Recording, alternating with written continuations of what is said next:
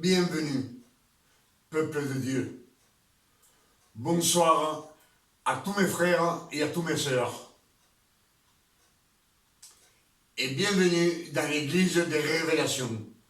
Une fois de plus, je suis parmi vous et je suis heureux. Je suis heureux car je constate que vous venez chaque jour prendre connaissance des nouvelles révélations que le Père éternel nous donne dans cette année 2025. À chaque fois, je vous le dis, et je vous le dis de tout cœur, que je suis heureux. Le Père éternel, dans cette année 2025, il nous donne beaucoup de révélations, afin que nous puissions les prêcher au monde entier. Pour cela, je vous demande d'être attentifs. Ne soyez pas distraits, ni à droite, ni à gauche. Amen. Je vous le dis à chaque fois, quand on est attentif, on reçoit à 100% des Saintes Écritures. Et ce que nous allons méditer ce soir ensemble, ce sont les vérités que les Écritures nous révèlent par le Saint-Esprit, par la bonté du Père éternel, par sa miséricorde. C'est pour cela que ce soir, je vous salue au nom de notre Père éternel et je vous salue au nom de notre Sauveur, Emmanuel le Christ. Emmanuel, comme je vous le dis à chaque fois, et ce soir, je viens encore vous le répéter, que Emmanuel, c'est une phrase en hébreu. C'est pas un nom et c'est pas un prénom. C'est une phrase. Et quand on la traduit dans la langue latine, elle se révèle à nous et nous dit que c'est Dieu parmi nous. Le Dieu, le Père éternel, est descendu sur la terre parmi nous. Et il a pris un corps d'homme, de chair et de sang, comme vous et comme moi. Pourquoi je vous dis cela? Parce que dans les Écritures, il nous est dit, Matthieu 1, verset 23, il nous dit que l'ange Gabriel est descendu voir la Vierge Marie. Et il lui a dit, tu auras un fils et tu lui donneras le nom de Emmanuel, Dieu parmi nous. L'ange Gabriel n'a jamais dit, tu auras un fils et tu l'appelleras Jésus, le Fils de Dieu. L'ange Gabriel n'a jamais dit ça. C'est pas écrit. Et Ésaïe 7, verset 14, nous le confirme. Il nous dit, la Vierge aura un fils et on lui donnera le nom de Emmanuel, Dieu parmi nous. Comme je vous dis toujours, Ésaïe, c'est 700 ans avant la naissance du Christ. Amen. Et 700 ans avant, le Père éternel n'allait pas donner un nom latin, un nom catholique,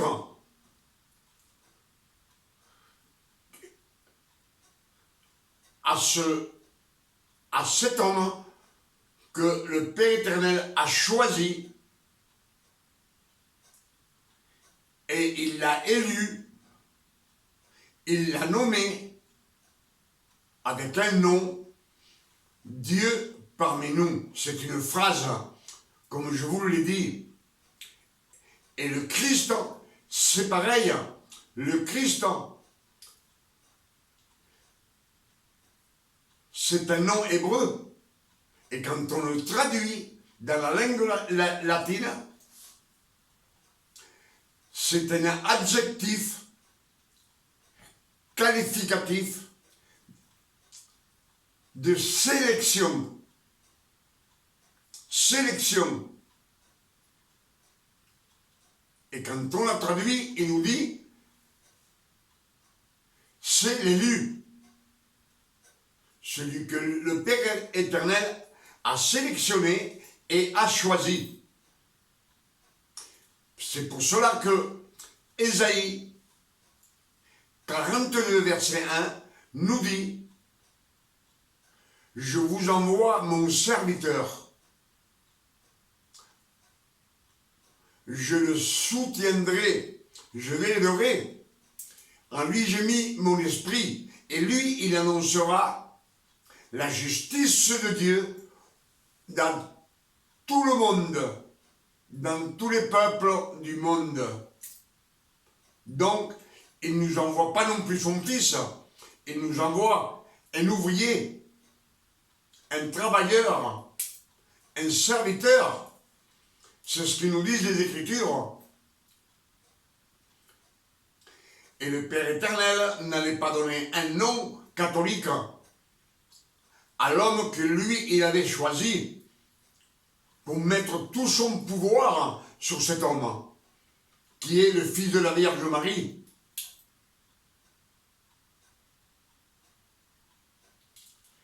Et en cherchant dans les Écritures, à l'époque d'Ésaïe, 700 ans avant la résurrection, avant la naissance du Christ, Rome n'existait pas. Les Romains existaient, mais ils n'étaient pas connus. Et dans les annales, nous disent que le pays d'Israël, la Judée, comme tout Israël, a été sous la domination des Romains dans le temps d'une année, de 63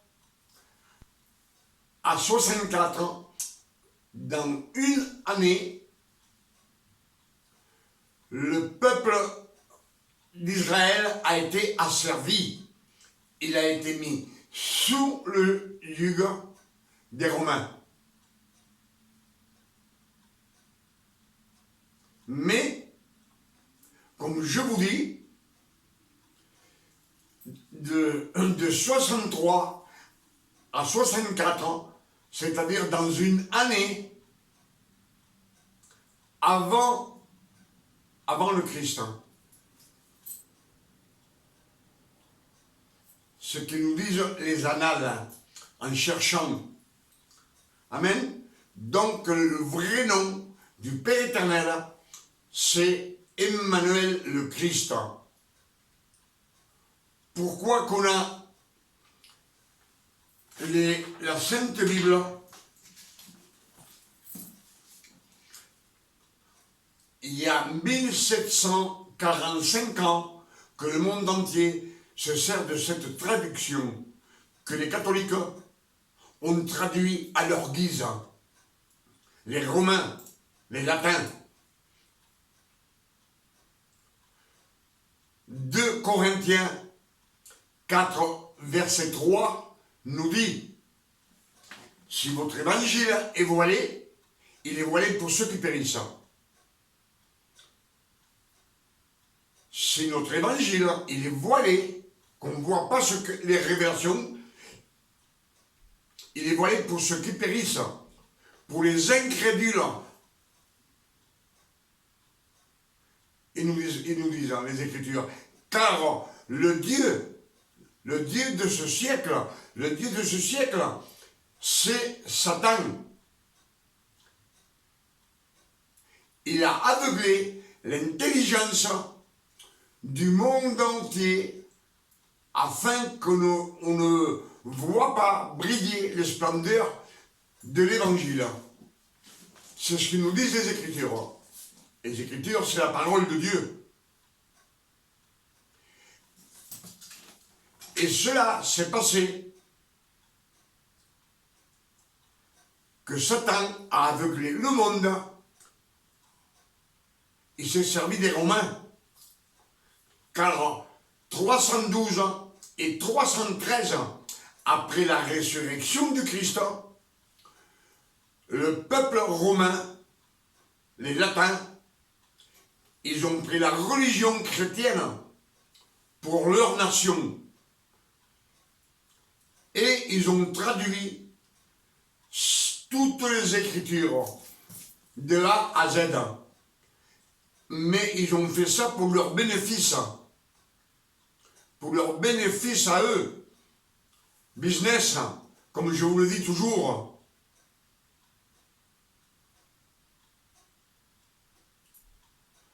Pour ça que je vous dis toujours que le vrai nom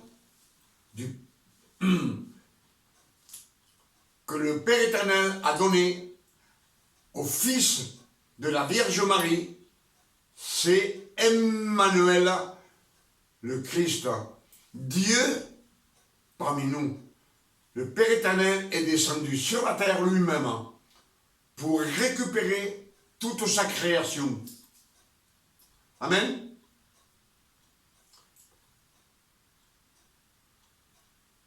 Pour cela, je vous dis toujours que on dit toujours nous sommes fils de Dieu. Mais ce n'est pas écrit dans les Écritures. Dans les Écritures, nous sommes la création du Père éternel. Le Père éternel a créé les anges, ce n'est pas ses fils. Il a créé Adam et Ève. Il l'a formé de la poussière de la terre. Ce n'est pas ses fils. Et vous remarquerez que dans les Écritures, dans la première création, l'homme et la femme n'ont pas de nom, ni de prénom. C'est une espèce, comme l'espèce d'oiseau, l'espèce d'animal. Amen.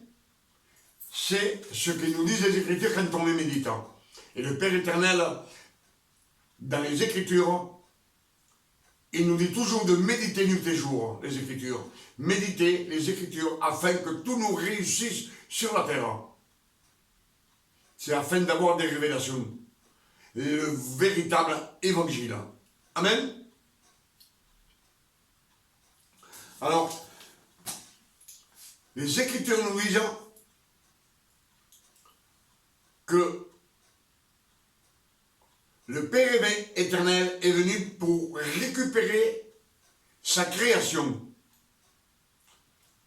Et on sait que la première fois que le Père éternel, la deuxième fois que le Père éternel est venu, il est venu sur le mont Hébron. Il dit à Moïse, je suis descendu pour libérer mon peuple. Ce n'est pas ses enfants, mon peuple. Et alors, il donne des commandements à Moïse pour le peuple d'Israël, pour le sortir de l'esclavage. Lui, il voit souffrir son peuple. Il entend les gémissements. Ils ont été pendant 430 ans en esclavage en Égypte.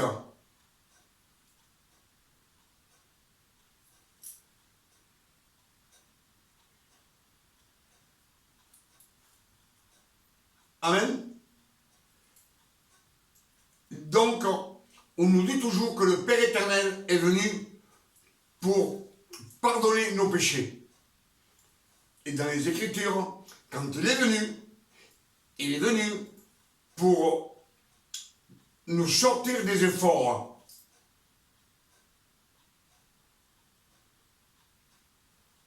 c'est pour cela que quand le peuple est sorti d'Israël, le peuple d'Israël est sorti d'Égypte. Il a traversé la mer Rouge.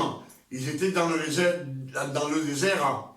Et le Père éternel nous dit qu'il les gardait sous une colonne, une nuée. Il les gardait de jour pour qu'ils suivent le Seigneur. Et de nuit, une flamme leur allumait le chemin, éclairé, pour qu'ils puissent suivre nuit et jour le Père éternel. Mais ils se sont toujours plaints.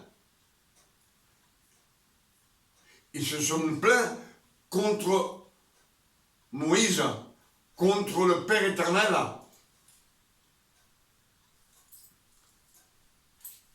Et Exode 20, 19. Exode 20, je pense que c'est ça, si je ne me trompe pas. Ils se sont plaints. Ils disent, Moïse, parle-nous toi-même et nous t'écouterons. Mais que le Père éternel ne nous parle plus. Et là, le Père éternel est fâché. Il donne 613 commandements au peuple d'Israël. Il leur donne 613 commandements. C'est une sentence, une condamnation qu'ils doivent porter sur leurs épaules. Jusqu'à la résurrection du Christ. Sachant que les 613 commandements, c'est la sainteté pure du Père éternel. Mais mis sur un homme de chair et de sang, c'est la fatigue.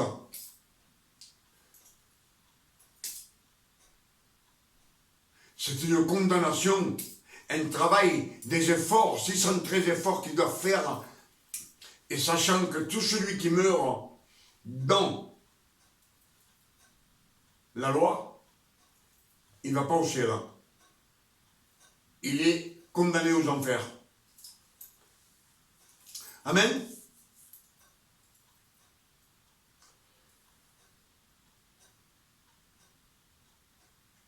C'est pour cela que quand les temps furent accomplis, le Père éternel a donné une sentence au peuple d'Israël. Une condamnation. Et ils sont obligés de faire les 613 commandements. S'il font 612 et il en manque un, ils ont tout perdu. Pour cela, personne au monde ne peut le faire, ces efforts. Il n'y a que le Christ. Et Galates 4, le Père éternel, dans sa miséricorde, il nous dit, Galates 4, verset 4, le Père éternel il a envoyé le Christ, né d'une femme, né sous la loi, afin qu'il accomplisse toute la loi de Moïse, c'est-à-dire les 613 commandements. 613 efforts, lui, il les a faits pour que vous et moi, nous ne les fassions pas. Et alors, dans ce verset, il nous dit, afin qu'il rachète tous ceux qui sont sous la loi. C'est-à-dire, simplement, ceux qui sont, pas tous les Israélites, simplement ceux qui sont sous la loi. Pas les autres, pas le reste du monde, simplement ceux qui sont sous la loi. Pour cela, Galates 4, verset 4 nous dit, afin que nous reçussions l'adoption de fils. Et si nous sommes fils, nous ne sommes plus esclaves, nous ne sommes plus serviteurs, ni travailleurs. Nous sommes fils de Dieu. Amen. Donc il n'est pas venu pour pardonner nos péchés. il est venu pour nous sortir de la loi. C'est ce qu'ils disent les Écritures. Galates 5, verset 1 nous dit, le Christ nous a donné la liberté. Il nous a affranchis de la loi. Il nous a affranchis. Il l'a payé. Affranchir, c'est comme on a franchi une lettre pour la poste. On paye. Lui, il a payé avec son précieux sang pour nous arracher à la loi, nous sortir de la loi. Et il nous dit, maintenant, soyez forts et ne vous laissez plus mettre sur le joug de la loi. Amen. C'est ce que nous disent les Écritures. Matthieu 20, verset 28 nous dit, je suis venu, le Fils de Dieu est venu, non pour être servi, non pour que nous le servions, mais pour nous servir et donner sa vie comme une rançon pour beaucoup. Pour beaucoup. Pas pour tout le monde. Pour tout celui qui sort de la loi. Mais comme on a le libre arbitre, il y en a qui ne veulent pas sortir. Ils sont attachés à la loi. Malgré tout ce qu'on lit dans les Écritures, les révélations que nous dit Paul, c'est que pour eux, ça n'existe pas. C'est pour cela que je vous dis que le Père éternel est descendu lui-même sur la terre pour récupérer sa création et sauver toute la création. Mais quand il est venu sur la terre, il est venu que pour les Juifs. Que pour eux. C'est ce que nous disent les Écritures. Il a pardonné nos péchés, mais après sa résurrection,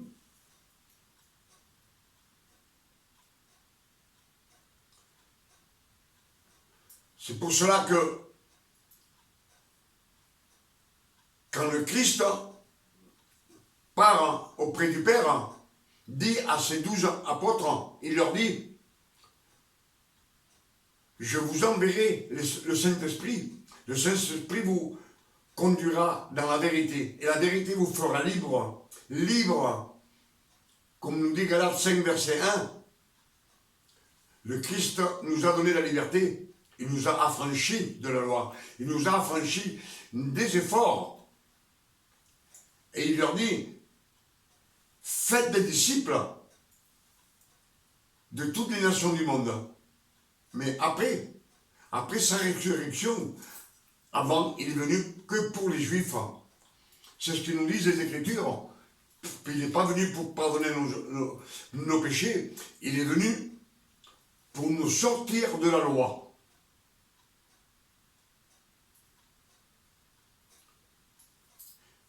Mais comme on a le libre arbitre, on sort de la loi ou on ne sort pas. On sait que les pharisiens, ils sont toujours sous la loi. 613 commandements, 613 efforts. Et beaucoup de nos serviteurs qui disent qu'ils sont fils, ils sont fils du Père éternel. C'est ce qu'ils disent. Mais ils mélangent la loi et la grâce. Mais ils sont plus attachés à la loi qu'à la grâce. Ils sont attachés à la grâce. Quand ils prêchent, ils disent au peuple qu'il faut faire 2-3 jours sans manger. Il faut jeûner, faire un sacrifice avec notre corps, de demander pardon au Père éternel, de genoux en pleurant, de se repentir. La repentance, c'est Jean le Baptiste qui annonce la repentance. Il baptise dans le Jourdain il dit, repentez-vous, car le royaume de Dieu est proche. Mais les Écritures nous disent,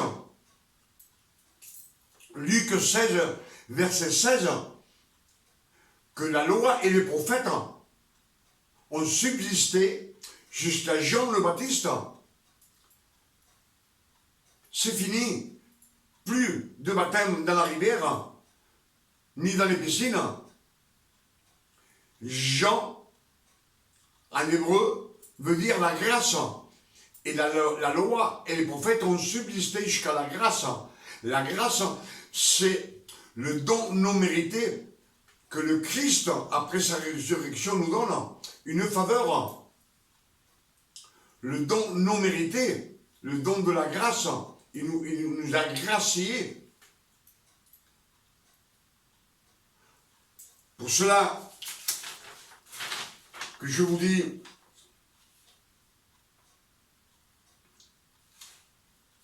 Ephésiens 2, verset 6, il nous a ressuscités ensemble, qui nous dit. Ephésiens 2, verset 6, il nous a ressuscités ensemble, et ensemble il nous a assis avec le Christ dans les cieux célestes. 1 Jean 4, verset 17 nous dit, tel il est le Christ, tel nous sommes dans ce monde. On est comme lui. Le Christ de nos jours, il ne gêne plus. Il ne demande plus pardon. Il ne se met pas à genoux. Et nous, on est comme lui. Nous disent les Écritures. 1 Jean 4, verset 17, tel il est, tel nous sommes dans ce monde. On est comme lui.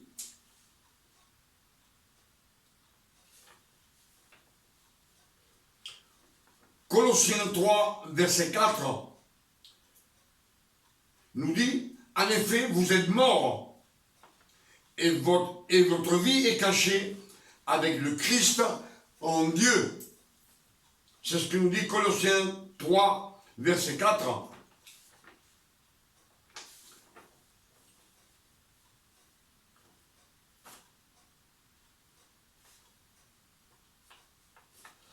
Matthieu 20, verset 28, nous dit, ainsi est venu le Fils de l'homme. Le Fils de l'homme, c'est le Fils de la Vierge Marie. Non pour être servi, mais pour nous servir à nous. Et donner sa vie comme une rançon pour beaucoup, pour tout celui qui sort de la loi. C'est pour cela que je vous dis que tout celui qui suit la loi et la grâce, ils n'ont aucune sortie. Les Écritures nous le disent. On ne peut pas mettre du vin nouveau dans une vieille outre. La vieille outre, c'est une personne qui n'est pas né de nouveau. Il est toujours dans ses péchés. Il est en train de jeûner 2-3 jours pour demander quelque chose au Père. Il demande pardon à genoux. Il est attaché. Et quand il prêche, il dit repentez-vous. Et la repentance a déjà été annoncée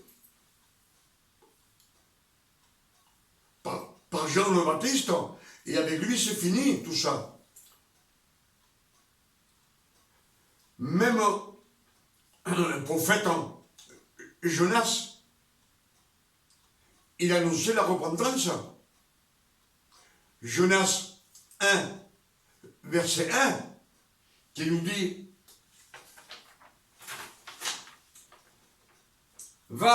Dieu lui dit, va à Nénive et crie, car sa méchanceté est montée jusqu'à moi. Il crie qu'il se repente. des péchés. Vous savez que Jonas, quand le Père éternel lui dit « va à Ninive », il ne veut pas y aller. Au lieu d'aller à Ninive, il s'en va en vacances, il ne veut pas. Et le Père éternel l'oblige. Pour cela, je vous dis que quand vous êtes choisi par le Père éternel, que vous avez été élu par adoption, c'est ce qu'ils nous disent, Galates 4, verset 4, qu'il a envoyé son Fils, né d'une femme née sous la loi, afin qu'il rachète tous ceux qui sont sous la loi, et que nous reçussions l'adoption de fils. Si nous sommes fils, on a un statut que personne ne peut nous enlever. Comme Jonas était un prophète du Père éternel, et il ne veut pas, mais il ne peut plus s'enlever. Dieu le garde toujours.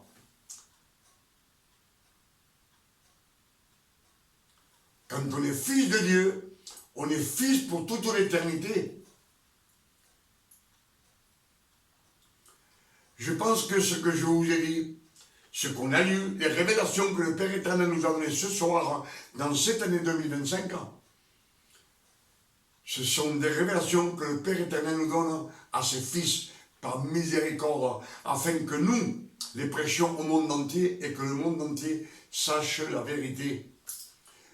Quand je vous dis sur les Écritures que le Père éternel a donné un nom, il donnait un nom qu'on va écouter. C'est lui, le Père éternel, qui lui a donné un nom à l'homme de chair et de sang qu'il a choisi. Pour cela, écoutez bien. Ésaïe, chapitre 49, verset 1. Écoutez.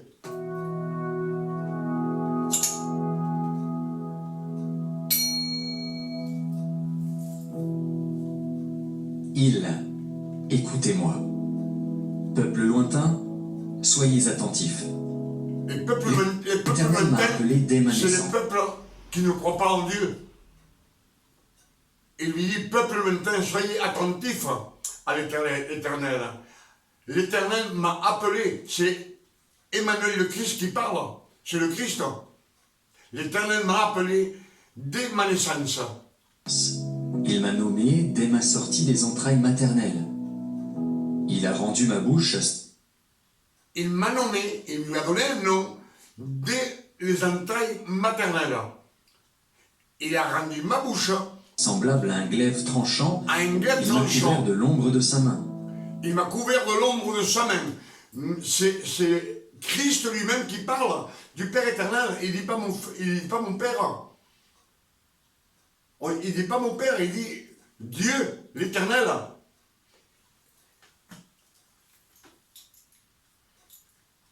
Il dit, il a fait dans ma bouche comme un glaive tranchant. Des Écritures nous disent que le Christ est venu, non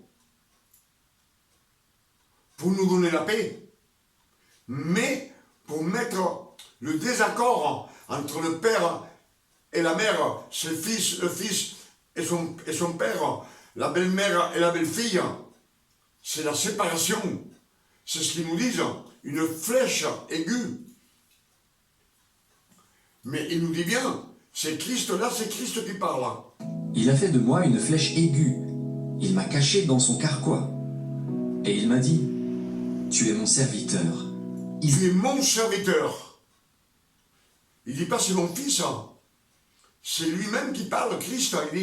Il a dit tu es mon serviteur. Israël, en qui je me glorifierai. En qui je me Et moi, je glorifierai. dis, c'est en vain que j'ai travaillé. C'est pour le vide et le néant que j'ai consumé ma force. Mais mon droit est auprès de l'Éternel. Et Mon ma droit est récompense auprès de l'Éternel. Il ne dit pas auprès de mon Père, auprès de l'Éternel. auprès de mon Dieu. Maintenant, l'Éternel parle. Lui qui m'a formé dès ma naissance pour être son serviteur, pour ramener à lui Jacob et Israël. Pour ramener à lui Jacob.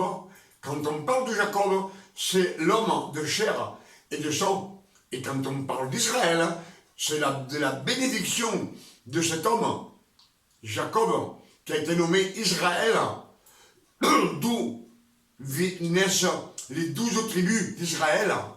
Amen.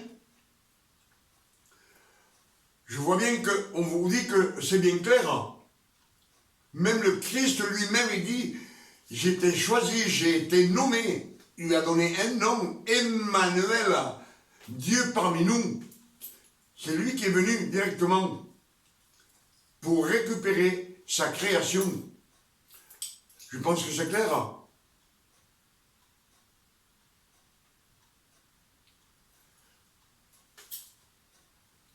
Ça, c'est Ésaïe 49, verset 1 qu'on vient d'écouter. Alors le Christ, comme je vous dis, il n'est pas venu sur la terre pour effacer nos péchés. Il est venu pour les Juifs, pour les sortir de la loi. Cette condamnation que le Père avait mis sur les épaules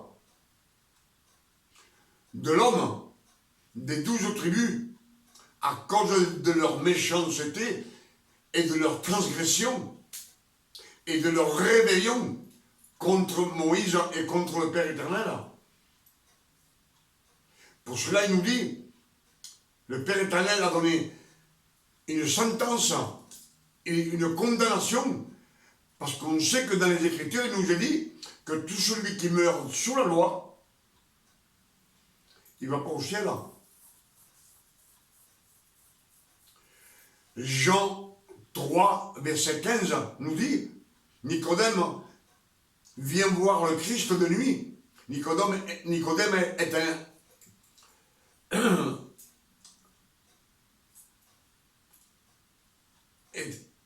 J'arrive pas à trouver la parole. Mais docteur de la loi, des 613 commandements, et le Père et Emmanuel le Christ lui dit, si tu ne renais de l'eau et de l'esprit, tu ne rentreras pas au royaume de Dieu. Jean 3, verset 15. Verset 15 ou verset 5. Enfin, je pense que c'est verset 5.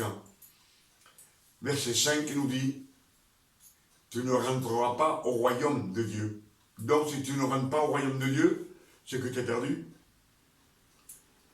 Celui qui mélange la loi et la grâce, il est plus attaché à la grâce. Et non.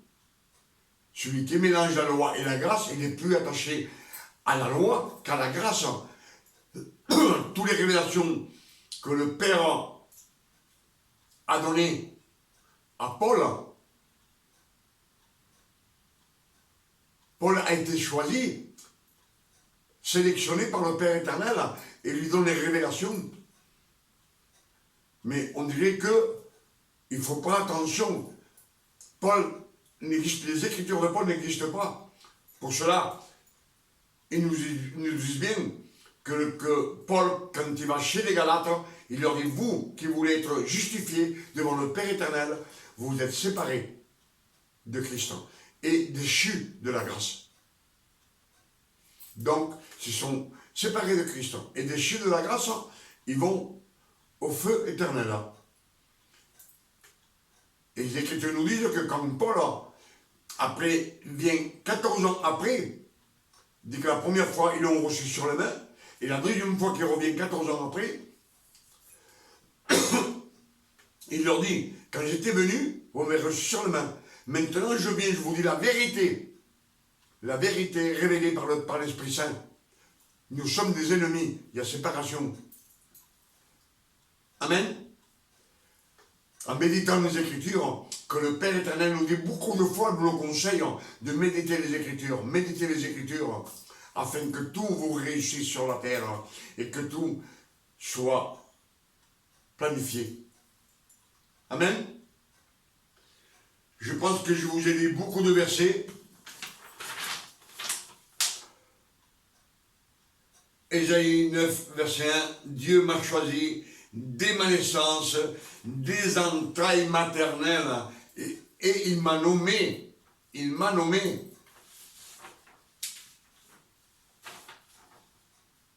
Ephésiens 2, verset 6 nous dit, il nous a ressuscités ensemble, et ensemble il nous a assis dans les cieux célestes, avec le Christ.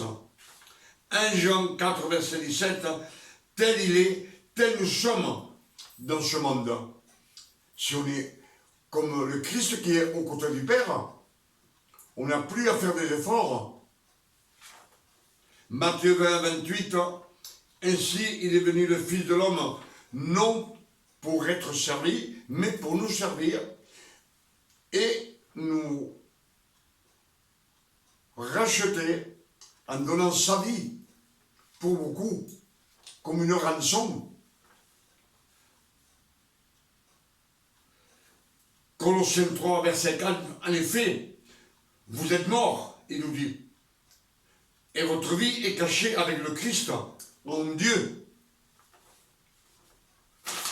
Je pense qu'on a médité beaucoup de choses ce soir, et pour toutes ces révélations que le Père éternel nous a données ce soir, en cette année 2025, je dis merci Père éternel, merci.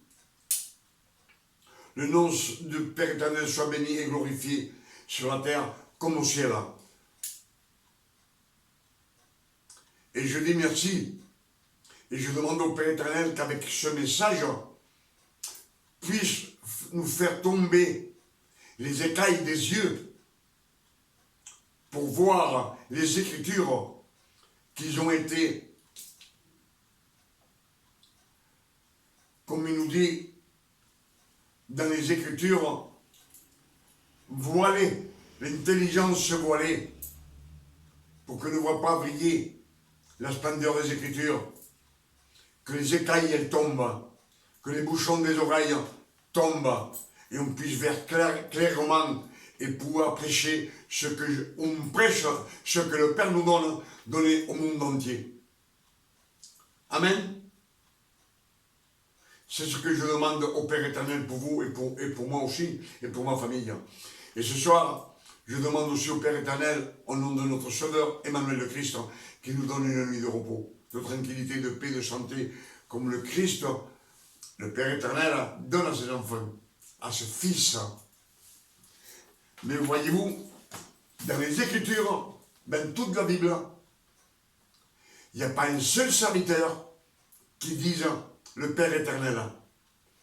Tous disent l'Éternel des armées. Ou Dieu. Ce mot de Père nous est donné par la résurrection du Christ, par grâce,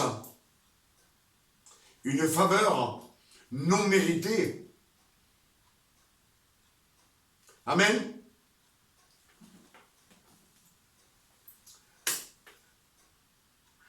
À demain, si le Père éternel nous le permet. Que Dieu, le Père éternel, vous bénisse et vous garde.